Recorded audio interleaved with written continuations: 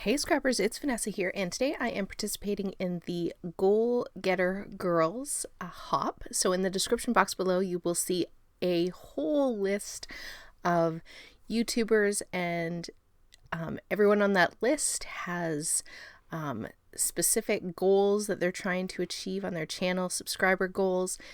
And so be sure to hop along. There's going to be tons of inspiration. That's the best thing about creating content on YouTube and our scrapbooking community, is that we are just that. It's a community and we all want to support each other. And so that is definitely what this hop is intended to do, is hopefully you find some new people to subscribe to and help all of us that are creators, reach those goals that we have for our channels. And so that is what we're doing today. And I believe everybody is kind of showcasing their style in whatever kind of project they create on their channels.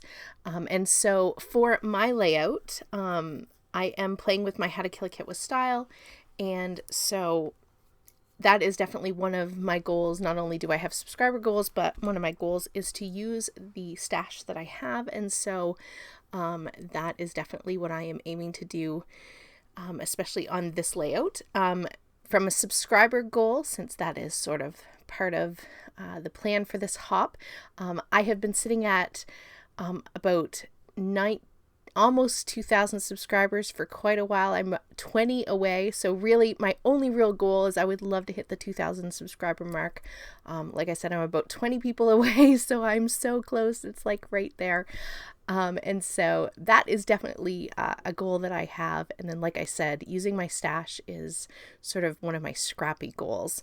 And so this layout today, from my signature style, or my style, it has, as you can see, I'm building my background. I like to do a little bit of mixed media. I do not profess to be an expert with mixed media, but I do like to add it to a lot of my pages. At the very least, most of my pages have splatters.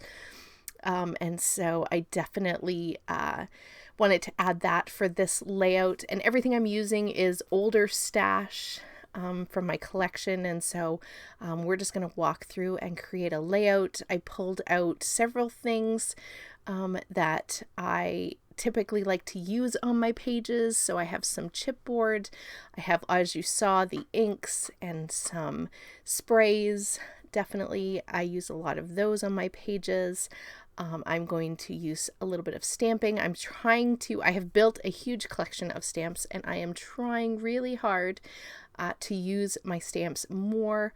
And so that's definitely something that I want to start incorporating. So I'm adding some stamping to this layout. Most of this gets covered up, but I do like the added little bit of interest that it gives my backgrounds, just having these little stamped images. And so there you see my background. I do need to set this off to the side to dry. It does warp a little bit, but it stays pretty good. And then I did go ahead and cut the the background of my pattern paper that I was using to frame my layout. I did cut the center of it because I do want to use that to map my photo.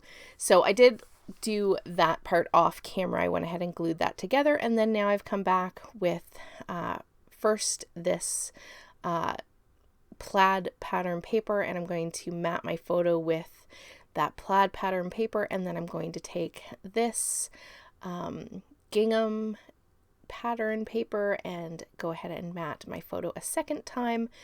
And then I have this very old piece of crepe paper, pattern paper, that I'm just going to cut a strip of, and that's going to also bring a layer to my photo. So right now you're just seeing me build out layers for my photo. I have off to the side a whole bunch of different bits and pieces. I'm definitely keeping to the blue and greens since I am documenting a photo of my son. And then also with the colors of ink that I put in my background, I definitely decided to stick with those. There is a little bit of little hint of pink in my pattern papers, but ultimately I was going for the greens and blues. And so we are going to start to build out my page. And so, like I said, because this is sort of showcasing your style, there are definitely going to be embellishment clusters. There will be at least 3 embellishment clusters, since that is definitely something that I love to do. There will be different textures and dimension on the page, since that is also something that I typically do on all of my pages. The chipboard is going to definitely give some lift, but I'll also be popping things up on some foam. And so all of these things, you'll definitely, if you've watched any of my videos, you will hear me say I've added lift or texture with whether it's adding fabric related items or things like doilies or enameled dots even to add texture. I typically like to add a little bit of something to my pages to give it just a little bit of height and a little bit of extra dimension. So, and there you see I have a little tag that I put at the top, and I did tie a little bit of ribbon to fill my tag hole. So again, there you're pulling in more texture. I think the only thing that doesn't get added to this layout that I would definitely say is something I use quite often that is typical on my pages is florals. I was documenting my son, so I didn't pull, and I didn't have any florals that were in the greens and blues in my kit. So I did not have florals on this page, but I do have butterflies. So I do have the butterflies and hearts, which are something I use quite a bit on my pages. So now you're just going to watch here where I build my embellishment clusters. My title is up in the top. I'm using those 2 frames to build a very large cluster for my title. So you're going to see that here. I'm going to fuss with it just a little bit to kind of move things around. And then I consider the whole title and around the frames, I consider that all to be sort of an embellishment cluster in and of itself.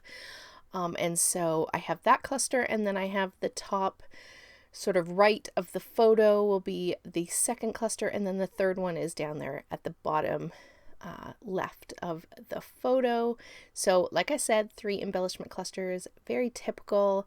I love just the design principle of having things in 3s. So even if I don't have 3 embellishment clusters, I'll often try to do like a visual triangle of at least some sort of element to sort of get that visual triangle on my pages. Here's where I am bringing in those cute little butterflies. So those are going to make their way onto each of my embellishment clusters, and those are all chipboard. So again, I'm getting some nice dimension. I also have some hearts that are fabric puffy hearts. So they add a nice sparkle plus that different texture. And then I also have some tiny puffy hearts in a green, and then some wood enamel dots, which I thought also gives another hint of texture and added dimension to the page. And I'm trying to use those up, so those are going on my page. And so the last one is going to come on here, and then still photos are going to be up next. Don't forget to subscribe if you haven't subscribed. I'd love to hit my 2,000 subscribers on this hop. That would be awesome. And don't forget to go and hop through the list. There is tons of inspiration out there. I'm so excited to go and see what everyone has created, and hopefully find some new people to subscribe to and help them hit their goals. And so yeah, guys, hopefully you enjoyed this one. Here are the still photos, and I will catch you on the next one. Have a great day, everybody. Bye-bye.